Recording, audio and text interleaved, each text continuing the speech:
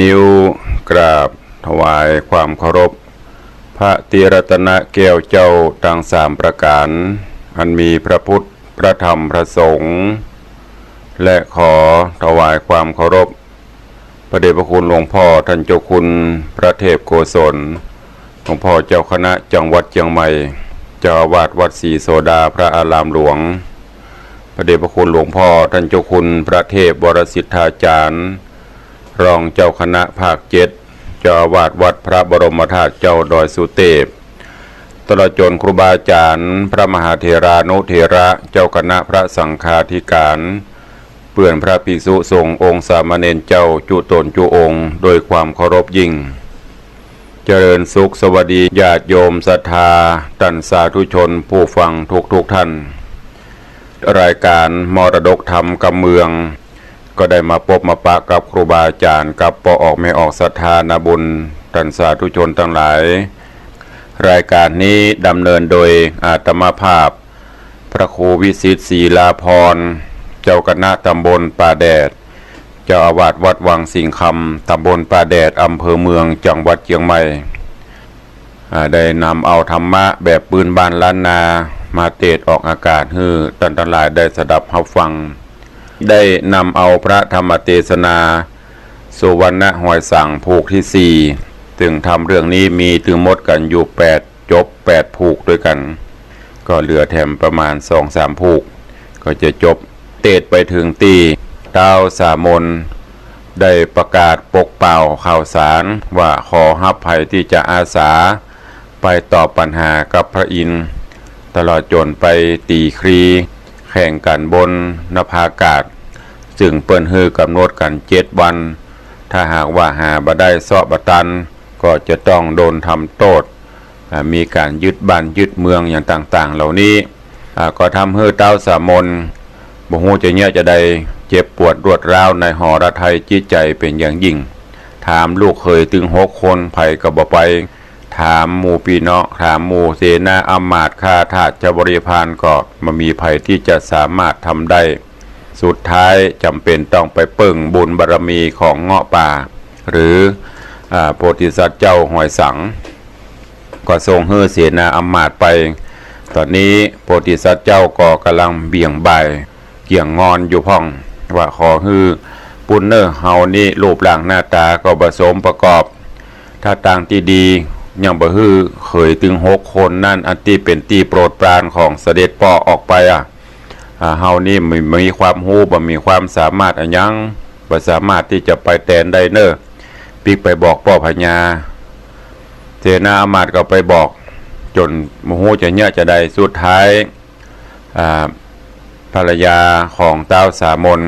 ก็ขอรับอาสาที่จะไปอู้กล่อมอู้ง้อซึ่งสุวรรณหอยสังหรือง้อป่าก็เลยออกขออาสาไปอู้ไปจ๋าพอไปถึงก็บอกกล่าวข่าวสารอย่างต่างๆว่ามีเรื่องฮ้อนหายเกิดขึ้นในบ้านในเมืองเฮาเนอถ้าลูกบ่ไปบ้านเมืองเขาก็จะต้องล่มจมประชาชนก็จะต้องมีความเดือดร้อนภัยพิบัติอันใหญ่หลวงจะเกิดขึ้นฉะนั้นก็ขอให้ลูกถ้าบ่หันแก่พ่อก็ขอให้หันแก่แม่เนอแล้วก็ก้อยอู่จารบเร้ากับรจนา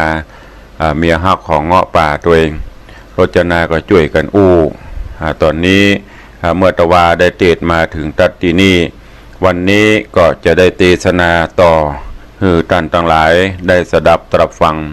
โอกาสวันนี้เชิญชวนทุกท่านได้ตั้งอกตั้งใจสดับรับฟังพระธรรมเทศนาเรื่องสุวรรณหอยสังผูกทวน5ณโอกาสบัดนี้นะโมตัสสะภะคะวะโตอะระหะโต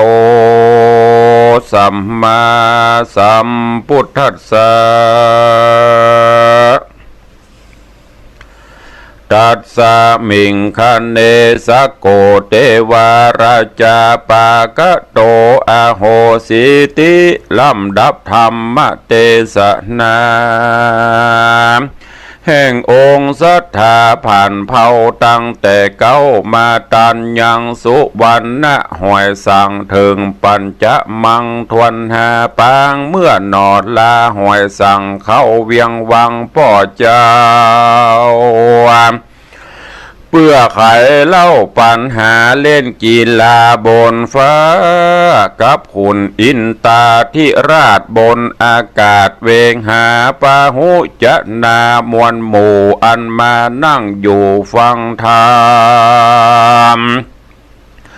จงตั้งยังใจไว้อย่าเหือใดนี่ไกลอย่าออกล่าไปตั้งอื่นจงแปลงใจชื่นจมบนจักเป็นกุลสืบสร้างคือตาตั้งเนรปานเตเลนาตาสมิงคะเนในขณะยามนั้นอันว่าขุนเจืองจันอินตาก็หากมาพากฏยืนอยู่จดอากาศโดยลีลาดปุนกลัวฮือนางหัวปองสะหย่องกล่าวแล้วขุนอินเจ้าเจียนจ้าจากเวหามาว่าพลโตดูราเต้าสามนเหยมาแล้วเวยอย่าจ้าขึ้นบนฟ้าเหนือดินกึดใจยินโตตอบแกระบอบปัญหาเล่นกีฬาที่เนที่บนนี้เรียวปันหรือไผ่จักงามแก่ไผ่อันจักมาแก่สั่งมาจ้าแต่เหยหายเมื่อนั้นคนต่างหลายมีพญาสามนเป็นเก้าฟังตั้นเต้าไขขานมีคนหันลูกล้วนใจบ่มวนสันตั้งตนเต้าสามนหน้าเปิดบ่มีเลือดแดงนาส่วนราชาพุทธาหกเต้าตั้งหมู่อาเข้าเสนาฝูงโยธา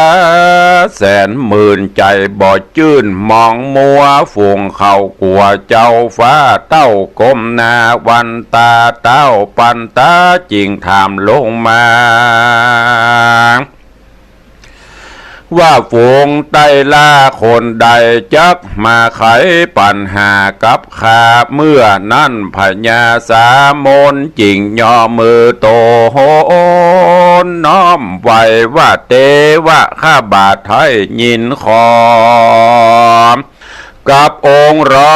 อยู่ก่อนขอเจ้าหม่อนเงาะมาเทวราชาจริงถามว่าแกล้งกล่าวซ้ำจะไขว่าคนอันงามพระอันงามผัวนางลาก็ลือจาเคยพญาหกเต้างามอาเข้านักหนาอยู่ในจาบอกมาสู่เขาเล่าอูหรือนั้นว่าฝูงมันเก่งกล้าไปมอบนาอยู่ตั้งได้เมื่อนั้นเสียงคนหาเดือดสาวว่าไอเงาะมาไอเงาะมาเสียงเฮฮาลั่นกองหมู่พวกป้องเด็กขามส่วนมหาสัจเจ้ากับนอดเนาเมียขวัญรีบตัวตันมาไกวกันมาหันองค์นอจันศรัทธาตีเดินเดี่ยวมางะงกงากเหมือนดังลำบากนักหนาก่อนเตียวมาขวางคุ้มฝูงคนกลุ่มรุมหาหลังพ่องจ่าปากตันบ่อย่อนยันเสียงดังว่าไอเงาะสั่งมาฟังไอเงาะงั่งจักไปนายล้างพ่ออ่องขายตันต่อว่าเจ้าป้อฟังสั่งจาฝูงเด็กขาดลุมกันใส่เจ้าแสงไล่หยุบยับกูจักกินตับสู่เนินนายแปลงตาหายเหือมงหกเด่นยงโลดแลนล้างพ่องนั่นแก่นใจแข็ง ไปกอดแฝงรูปเนื้อเจ้าเอื้อเฟื้อกอดมาหาลางพ่องนาเก่าคางลางพ่องอ่างไข่จ้าว่าจักไปเลี้ยงควายตังใดเบาะดังใดนะในบางพ่อบอกพ่องลางพ่องจองตังลางสุจะนางลางพ่องยกมือตนขึ้นไหวพระนอไทยสุวรรณด้วยกึดหันว่าเจ้าพระปิ่นเกลาสำคัญได้เรื่องพันรู้ลูกแก้วซ้ำยังแกล้วกล้ากว่าหมู่เจ้าผัวปีเก้า6 คนครับเอาตนมาแก้ปัญหาแต่ดีลีคนพูดดีนั่งสองจ้าปากบ้องเสียงยายว่าเจ้าคำไข่มาแล้วกับนอแก้วรถจนาฝูงคนจะอูกันเสียงเนืองนันสะสาโดยคำว่าหลายประการก็มีแลโสโปธิสัตโตส่วนอันว่าเจ้าสุวรรณกุมมานพผู้บานตนป้อเจ้ากับนอนเนามาตาแล้วคนมานั่งอยู่ในที่กู้กวนตนเต้าสามนใจจื่นปีติตื่นยินดีจริงไขวาตีตันต่อกับน้อยนอพุทธาว่าดูราเจ้าคอยกับลูกหน่อยกันยาสันใดจะมาจ้าเจนกูป้ออกเด่นใจหายบัดนี้พ่อนายมาแล้วจะผ่องแผ้วยินดีขอฮึบมีใจยะดีโจกกวางสมไฟอ่างดังใจวางจุงแก้ยังปัญหากับอินตาแตนป้อขอน้อยหนอเข้าไปสู่ข้างในผากังซุบสอดเสือย่างอาพรก่อนและลูกเฮยตาน้อยกาดละยามนั้นพระนอจันหอยสัง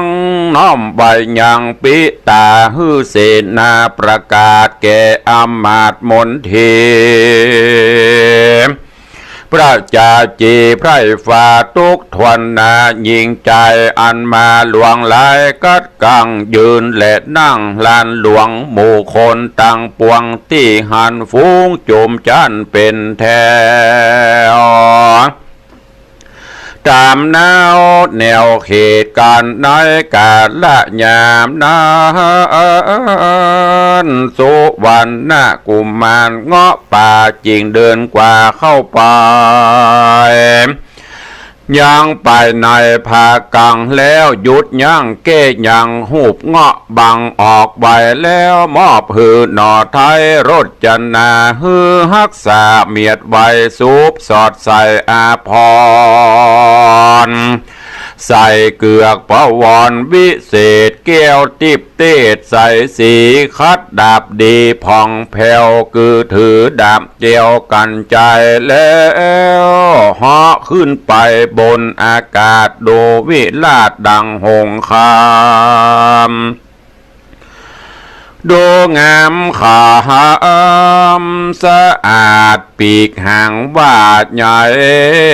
ยองพระบัวตอง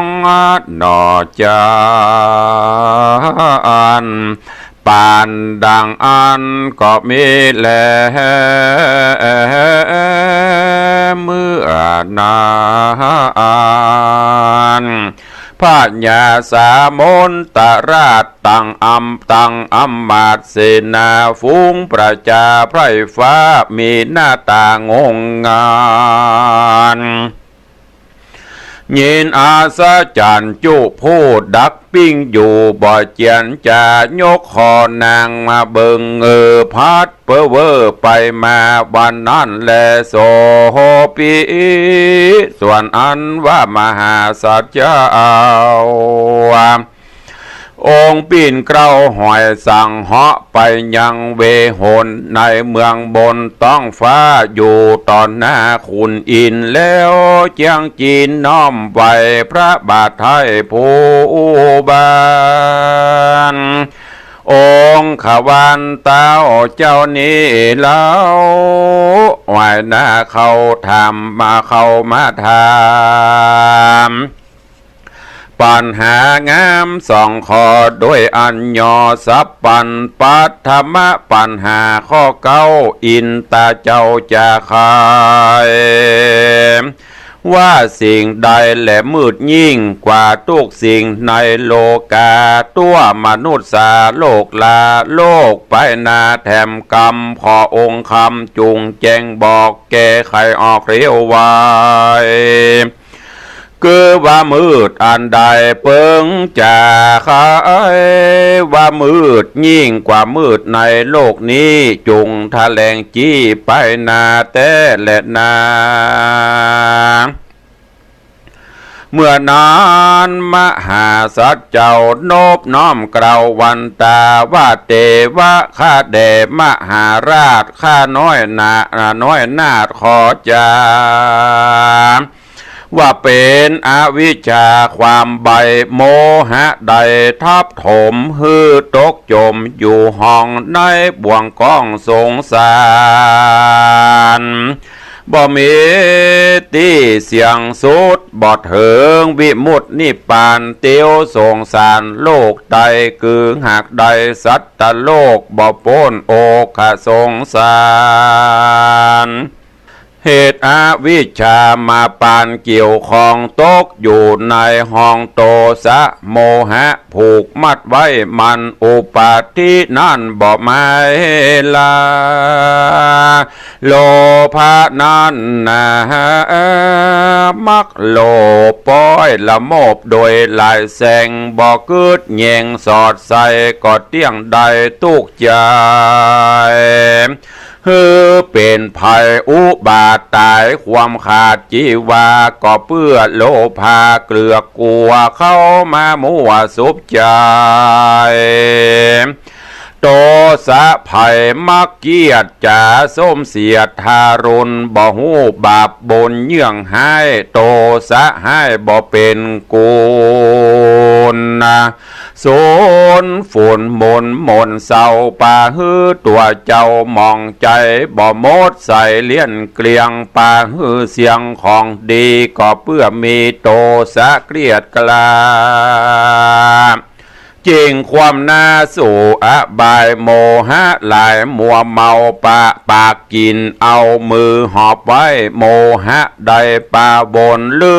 มคิงโตโอนประมาทโมหะคาดมันจะเป็นมันจับผูกมัดกับกังกีรอดป่าหือวอดวำวายป่าฮือตายฮือเกิดเอากำเนิดหลายปางเสาะหาตังบ่จอบประกอบด้วยเวรหาประการเอวล้างผานค่ำข้าอาสัตลุ่มฟ้าโลกาบ่ผ่านนี้ลักไล่เล่นจูไม้มายากล่าวมุสาสนสอยุยงลอลายลักโกงลายหลอกนากินน้ำกลาสุราเมลัยนาบอกขาดอันธรรมชาติของน้ำเมาฟินก็เอากัญชาก็กิน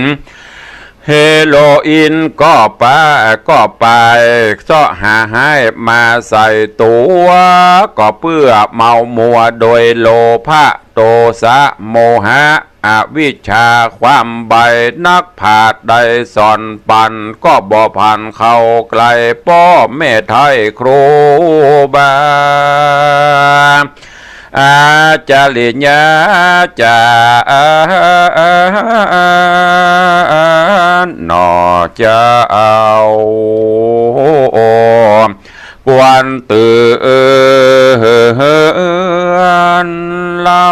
กล่าวเตือนแล้วเล่าบ่เอากามบอกกบอย่าคบยำแยงพ่อแม่จันเจื้อแต่ขากุนฝูงเก้างนเจื้อจาดหากประมาทลาสาก็เพื่อตัณหาโมหะตามดังเทศนากล่าวจี้ว่าอันนี้แหละนาคือมืดยิ่งกว่ามืดตั้งมวลในสากลโลกไตนี่แหละนาสาโกปิส่วนพญาอินตาที่ราชตนองค์อาจสีใสฟูงเตปะไทยทวนนาตุข้องฟ้าวิมานในสถานโลกธาตุอันมาสันนิบาตเวหาก็สาธุการเกิดกองยกมือสองภายลงสักการะปวงดอกปวงเข้าตอกกับดอกไม้ติบปูจายังพญาแห่งเจ้าส่วนฝูงเหล่ามนุษย์สาก็หากปากันไว้เส้สองไซสาธุการกองกังวานตวนตองในคงห้องปุลีก็มีเหมือนนั่นแลเมื่อนั้นพญาอินตาจริงใครจะว่าจะถามต่อกับน้อยหนอองค์เราว่าดูลาเจ้าองค์คาม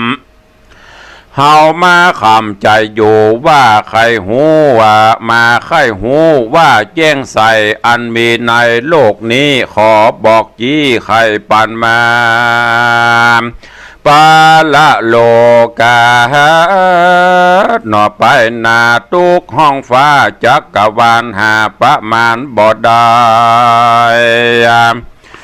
ข้อนี้จักใดอันใดจาส่วนองค์มหาสัจเจ้าจักแก้เล่าปัญหาข้อท้วนสองนาแก่เจ้าจริงน้อมกล่าวยอสาว่าขาดแต่อินตาที่ราชเจ้าจอมผาดแสงใสดังข้าไทยฟังมาฝูงเมธากล่าวไว้ของแจ้งใสยิ่งกว่าในโลกลาสากลดังตังเมืองคนและจันฟ้าพับแผ่นลาจักรวาลคือปัญญาญาณวิเศษกำหนดแจ้งเหตุเก้างุนอันเป็นกุลและโทษเป็นประโยชน์และบ่เป็นประโยชน์ตลาบเก้าโคตรสังขารคูดถอนอุปาทานออกได้รักษาคิงนาทายบริสุทธิ์พระโลกุตตะลาจารย์กล่าวไว้อันนิสัยและแจ้งใสยิ่งกว่าแจ้งใสอยู่ภายในโลกนี้บอกกรรมกีดำมัวปลัดโลโกโลกลายามนั้นนายามนั้นนาอินตาเจ้าฟ้ากับเทวดามวลหมู่อันอยู่บนเวหาฮือเสียงสาธุการ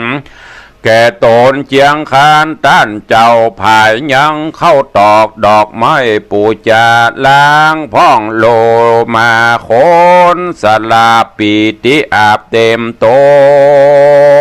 นลูกหกโยนวิ่งเต้นฟ้อนแอนเล่นไปมาหลังพ่องแกว่งวัดทาเสื้อผ้าฟุ้งอยู่ดินดานมีใจบานผ่องแผ่วไว้หนอแก้วสัทธาเป็นมหาปังคำเขือกเสียงเงาเหยื่อโกลาโหนก็มีในกาละยามนั่นแลโสกุมาโรเมื่อเจ้าสุวรรณะหอยสั่งแก้ไขยังปัญหาแห่งพญาอินเจ้า สายบ่อเศร้างามดีหนอผู้มีกุมารก็ถ้ายานเขาเล่นหกวิ่งเต้นตีครีกับโกสีเจ้าฟ้าดูแกว่นกลาจากการ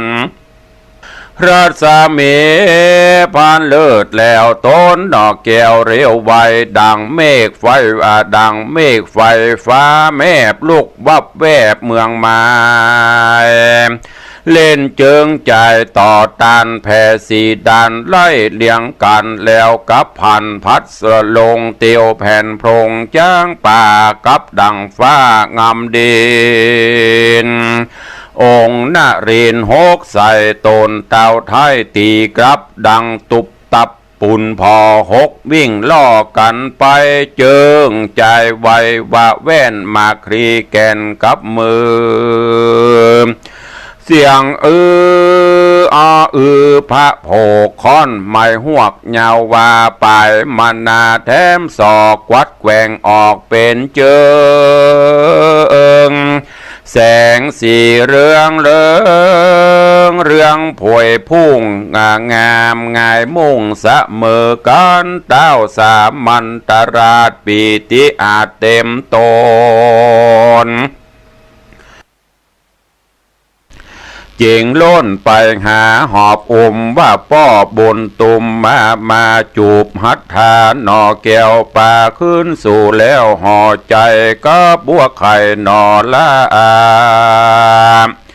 นางเตรียมเจ้าฟ้าปิตากลางเสนาอัมมาตหมู่เต้าราชมนทีองค์ผู้มีเต้าไทยมือลูบไล่บัวตอ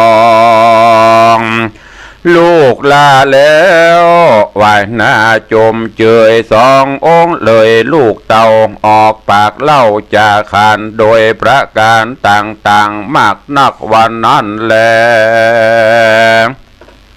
อาถาในกาลละยามนานฟุ้งหมู่จุมจันมวลหมู่อันนั่งอยู่ห่อใจ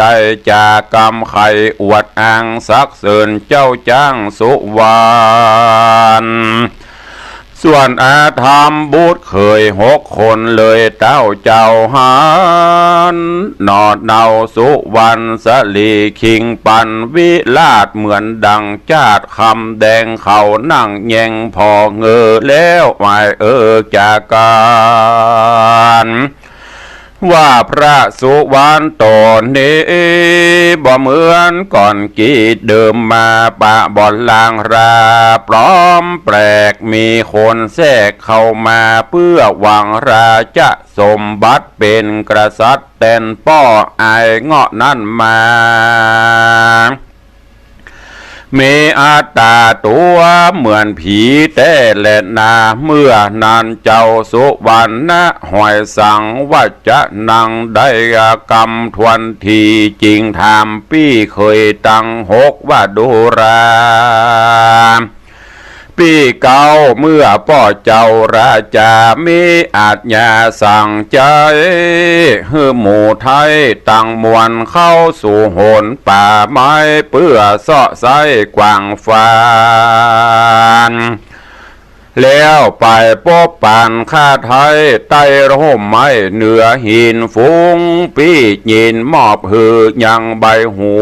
ไว้ละแลกกวางใส่ขันวางหือขาป้อยมาว่าบ่ใจเป็นคนใหม่ปลอมมาดังหรือจะสันเนจักบอกจี้ฮือหันเป็นมันขันแจงทีฮือหมดดีกังคารจนาน้องไทยเจ้าน้องจุงได้เอามาใบหูนะ6 ดาวโดยด่วนหาวจับพลันฮือคนหันจุนาว่าตัวคาปลอมมาหรือเสียงเสียงพอซ่องเมื่อนาดน้องรจนาเอาออกมาฮือ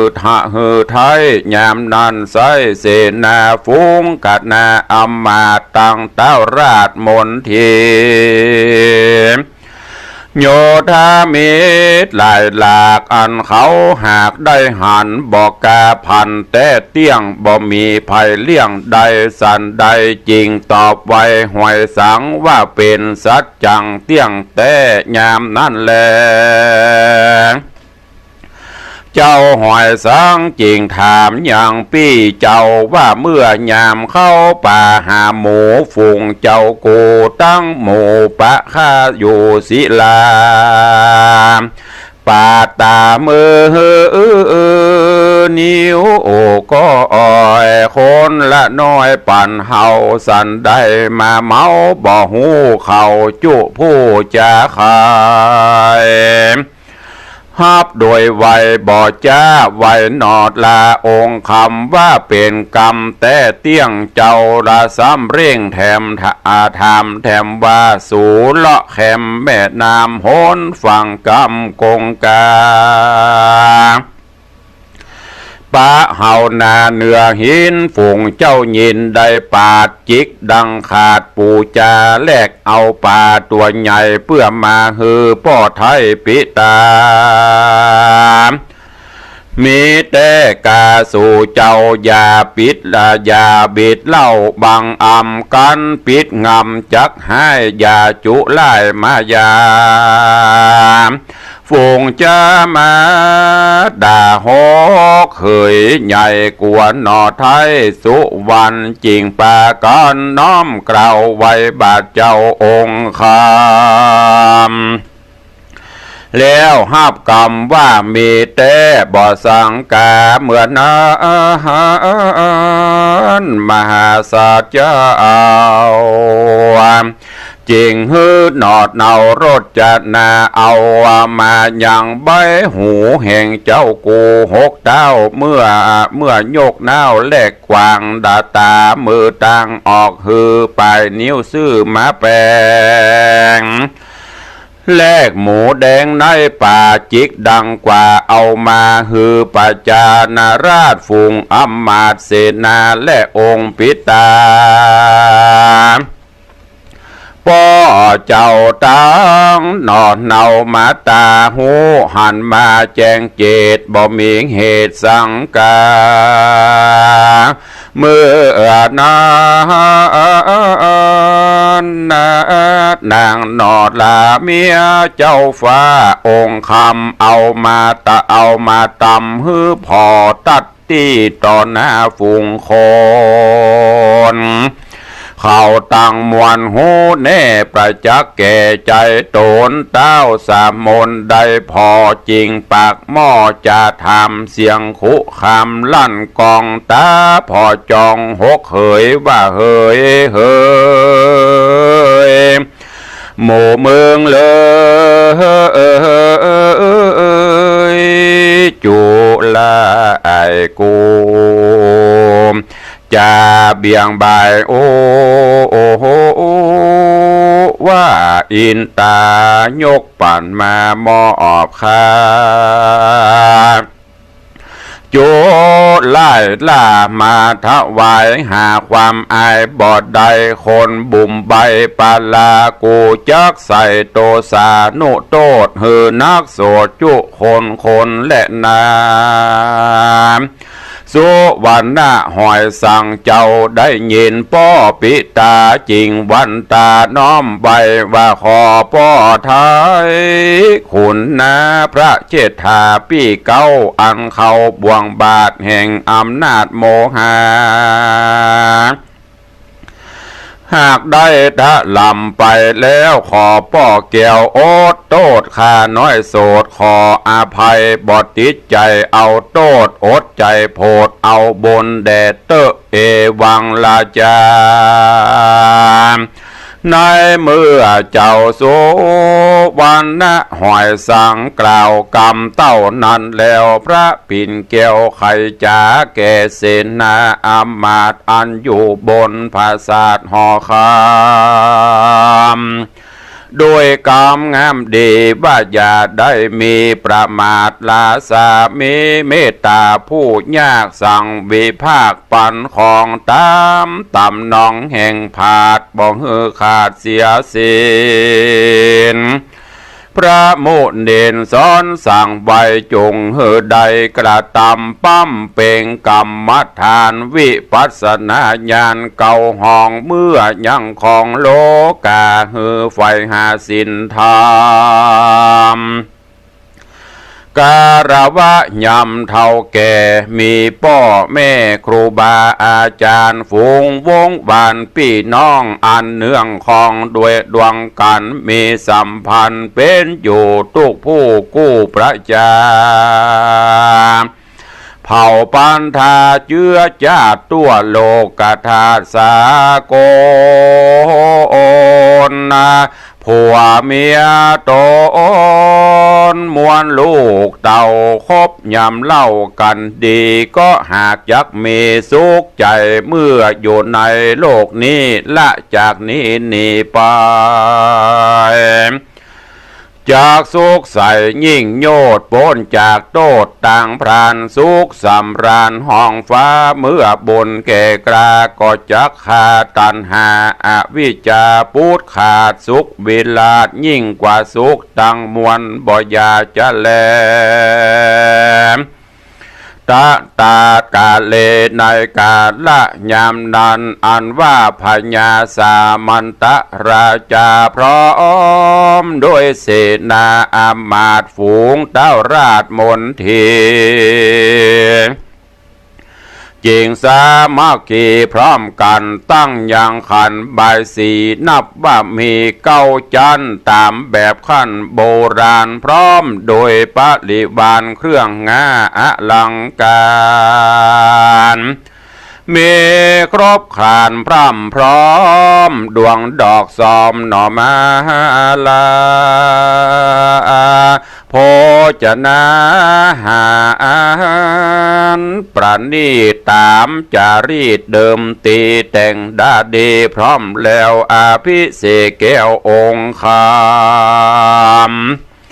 คือองค์สุวรรณราชกับนางน้อยนาถรจนาเป็นราชาผู้เงาแตนพ่อเจ้าปิตาสะโรงน้ำพุทธาภิเษกฮือเป็นเอกอัครราชาสะบวยเมืองปาราชนาสีนามชื่อมีว่าไว้ว่าพระนอไทยสุวรรณสังฆราชพรหมนาจาทุนควรถวายปอนอันล้ำเลิศเฮือบางเกิดกะเสมสารเจริญผู้บานเต้าราชขึ้นปราสาทนิเวศคนตั้งปวงบอดน้อยฝูงไพร่น้อยยินดีกับองค์บุญมีอาเครือไพร่น้อยเชื่อหุ่มกันเขาติดพันแอวเล่นเตียวเป็นเส้นโจมไปตั้งวังในวังนอกตุกสลอกปันปวงในเมืองหลวงเขาเลนขับฟ้อนเต้นจ้อยสอโนนที่นอเป็นหมู่ระบามกู้สองสามการเล่นงามไฟเอือมีกู้เจือกู้อันวันนั้นแลมหาสาโตโอโอปิส่วนว่าสุวรรณหอยสั่งเจ้าเมื่อได้เป็นเก้าแก่ประชาแตนพญาตนป้อเต้าไทยนอราจาก็บำรุงเสนาอำมาตย์ตั้งฝูงราชมนที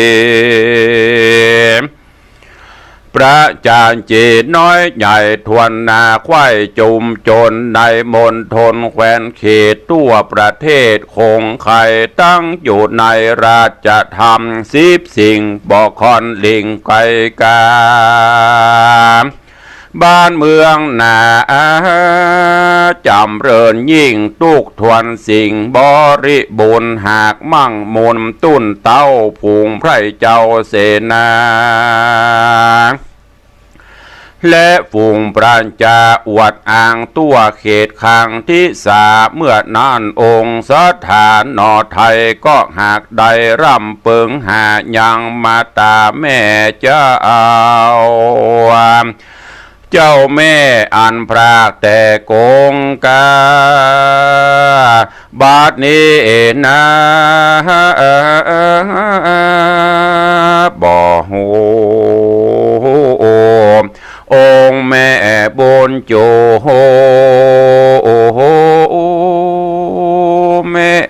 จะเอาทุกโศกเศร้าอับโจรหรือว่ามีคนจูช่วยไว้กันเต้าไทยข้านิ่งหามีน้ำตาปังลงใครหันองค์เจ้าแม่ตัวเฮาแต่เป็นสุขละแม่ตุกโศกไม่ต้านหากใดเลี้ยงเฮาตั้งแต่เอากำเนิดมาบังเกิดในคานแม่จอมขวัญแม่จะเอาหูว่าลูกเต่ามีมาเปลี่ยนรักษาลูกน้อยใจไฟหอยปกงามโอยน้อองค์คำแม่เจ้าฮักลูกเต่านักหนาตัวเฮามาสะบวยราดกันว่าขาดมาตาก็จักหาสุขบอดใดเตี้ยงโศกไม่ตายไปเฮาจักไปเสาะหายังมาตาแม่ไทยกันนอไทยสุวรรณได้การนิ่งหันสันนันจริงบอกน้องจันเมียแปลงแล้วบอกแจ้งแต่เก่าว่าจักต้องเต่าเสาะหาบอกราชาพ่อแม่บอกฮือเกเสนาแล้วอำลาตองตาเดินเข้าสู่ป่าไม้เนินนาเพื่อซ่อหาลูกรอดได้เถิงเติงย่างแดนเมืองมัตตราชเข้าไปกาดขายของตามเฮือนจองหมู่บ้านตุกถูกทานบ่ปะไขวาทะธามไขวาทะธามพอก็บ่มีภัยหูเก่าพระนอดเนาตุกใจแล้วเอาคนไปสอสอดเข้าถึงรอดทานียามแรงดีไก่ข้ามตาวันต่ำลับดอยจริงเข้าไปพักยั่งเหือนทะนันใจเศรษฐีแล้วแปลงใจดีไฟแกนอเจือโปธิสัตว์เจ้าแล้วจะเริญนอดเนาสะแล้วเจิญนอดเนาสะบวยคาบเขาอาหารการโกมานอิ่มแล้วพระนอแก้วน้อมไว้สากับมหาเศรษฐีไขวาทีถามต่อว่าต้านเจ้าป่อเศรษฐีมีใจดีบอกกล่าวหูข่าวกำมีว่าลูกหัวปีคนเก่าเป็นลูกเต่าแห่งเฮาแต่ว่าเจ้าจากห้องประเทศต้องไปเมินนานมาโปปานมือซอยการหลานน้อยไข่หูจูงอยู่นี่สักกรรมแล้วเศรษฐีจำคนใจเพื่อไปบอกนางมาที่นานพระนอดเนาสุวรรณถามจอมขวัญนางไทยนางจริงใดเล่าเก่าจากบ้านเก่าเมืองมาว่าใดภาพใดกาพรากลูกเต่าตลาบเข้ามาเถิงยังเมืองยังมารอดเมืองมัตตราชได้อยู่ข่าวว่าเศรษฐีนอบุญมีฟังกำกล่าวใจห้อนเผาไฟโลนจริงหูตนว่าเป็นแม่ปัดพรากแต่กงกาเวตนาระอัมหายยกมือไหว้มาตา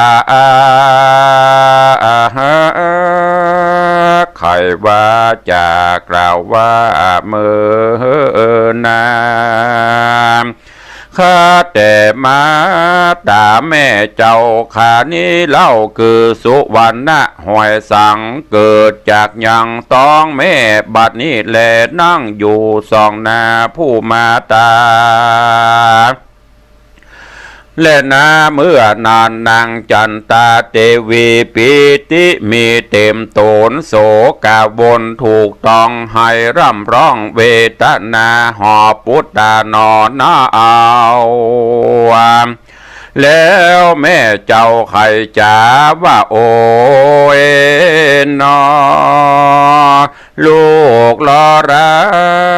เจ้าแม่วิบากแต่ใดจ่าเมื่อนั่นสุวรรณาสวมกอดองค์ยอดซอยมาตา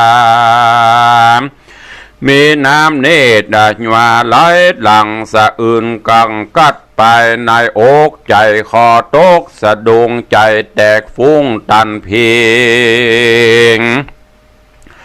ลวดลืมคิงสยบเต้าต่อหน้าเต้าถ้านันใจบอดวังไวนอนนิ่งเสร็จที่ยิ่งตกใจฟังลูกไปเอาน้ำไวยิ่งล้ำนำน้ำแล้วเอามาโหดหล่อยังสองเจ้าหนอองคำเมื่อนั้นนาเต้าไทยก็ลวดใดสติหูดำริใจจื่นสะดุ้งตื่นขึ้นมาและนาเมื่อสองขาเจ้าฟื้นขึ้นมาแล้วพระนอแก้วองค์คำไว้จอมธรรมแม่เจ้าเล่าเรื่องเก่าปั่นมาว่าขอมันดาเจ้าแม่สุกเตียงแต่ยืนยาว120 ขวบเขาแล้ววายหน้าเขาหาเศรษฐีจากกรรมดีจื่นจอยว่าขาน้อยไว้สามขอมาตากะป้อไทยเอาเมื่อไว้ปูจาขอป้อมหาเศรษฐีโพดพาณิชย์หลานน้อยฝ่ายยอดซอยมาตานบไว้สาต้านเจ้าว่าข้าลูกเต่าจักเมื่อขอส่องเผื่อพ่อแม่อนุญาตแก่ลูกไปอยู่หอใจเมืองใหญ่กับลูกไทยพุทธาส่วนมหาเศรษฐีได้ยินดังอันจริงขอสุมาลาโตดฮือได้โพดคุณนาว่าฮือบาคาแด่พระลาจะเจ้าบ่หูเก้ากำมาเป็นลาจะมันดาต้านเจ้ายามดอดเนาอิงน้อมเกลาวันตาว่าไอ้ยะกาปูญาตัวแห่งข้าบ่ถือเป็นดังรือและป้อข้าน้อยนอและมาตาขออำลาป้อแล้วปาหนอแก้วมาตาเสด็จไกลกาจากธานีเข้าสู่ปุรีเมืองใหญ่ก็มีวานนั้นและนาเรื่องรอดแล้วโดยดวงแก้วยอดยองตามแห่งห้องโบราณแต่งสรรแต่งสารโซนกวยกุกก้าย้อยตุงใจซุ้มจรนัยแต่งล้อมดวงดอกพร้อมมาลา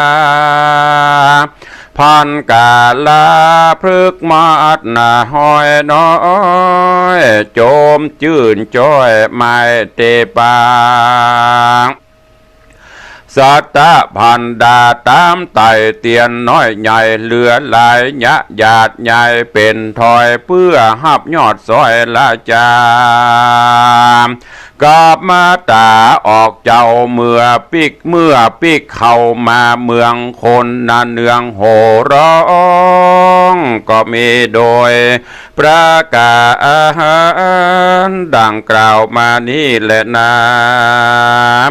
นิธิตังขีญาสังวันนาวิเศษจาห้องเหตุสุวรรณหอยสังนิธิตังก็บังโคมสมเรศเดชก็ได้เทศนาธรรมสุวรรณหอยสัง วันนี้ได้ขึ้นมาผูกทวนห้าตอนแรกก็กำลังม่วนเจ้าเงาะกำลังลองเจิงตลอดจนตอบปัญหาต่างๆที่เปิ้นได้ถามไว้จำนวน2 ข้อเกี่ยวกับว่าอันหยังที่ในโลกมนุษย์นี้มืดมิดมันมีอย่างจะมิดมิดเต่าถามเจ้าเงาะป่าเจ้าเงาะหรือว่าโพธิสัตว์เจ้าหอยสังได้ตอบสุวรรณหอยสังก็ได้ตอบ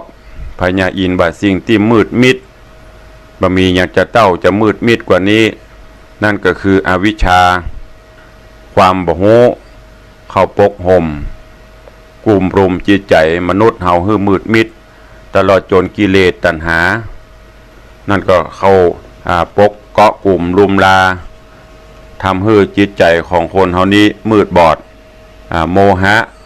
เข้าครอบงำจิตใจโลภะโทสะโมหะกลุ่มรุมจิตใจคนมืดมันมีอย่างจะเต้าวิชามุนีเข้ามาห่อหุ้มได้ทำให้กิเลสตัณหาความโลภความโกรธความหลงเมื่อได้ครอบงำเขาแล้วทำให้จิตใจของคนนั้นมืดบอดบ่ได้กึดถึงสิ่งที่ดีที่งามบ่นึกถึงที่ถูกบ่ถูกลืมตนลืมตัวมีความประมาทอย่างหมดสิ่งทั้ง3เนี่ยโลภะโทสะโมหะเนี่ยเป็นกิเลสตัณหาที่ทำให้จิตใจของคนเฮามืดบอดไปวิชาความบ่ฮู้เมื่อบ่ฮู้ก็บ่ศึกษาปล่อยให้กิเลสตัณหาทับถมเข้าถึงวันสุดท้ายก็เป็นคนที่สร้างแต่ความเดือดร้อนให้กับสังคมสร้างปัญหาให้กับสังคมเมื่อกิเลสตัณหาเข้าครอบงำนี่มันจึงบ่คืดหยังใครได้ก็ได้ติ๊ก